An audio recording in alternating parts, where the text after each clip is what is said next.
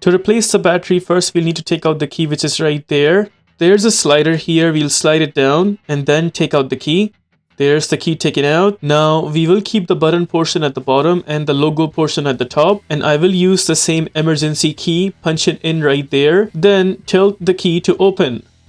There it is, it's opened. Now we'll just take out the top cover carefully, and right there is the location for the battery. I'll use a screwdriver like this. We'll punch in the screwdriver in that spot to pull the battery outwards. There it is, it's taken apart, and right there is our battery. Notice it is a CR2032 type battery. My case, battery is good, I'll install it back. In your case, if you have a new battery and you want to install it back, just make sure it is slided into these two bigger tabs first. Here I'm showing you in a real quick. That is how it's supposed to be. Once it's slided in right there, then we'll press the battery down all the way. There it is, the battery is completely in. Now I will just make sure one more time before punching in the other cover if the module is sitting properly from all over the edges. It seems like it is. We'll go ahead and punch in the cover, making sure it is aligned properly. Once it's aligned properly, then we will just press it down from all over the edges.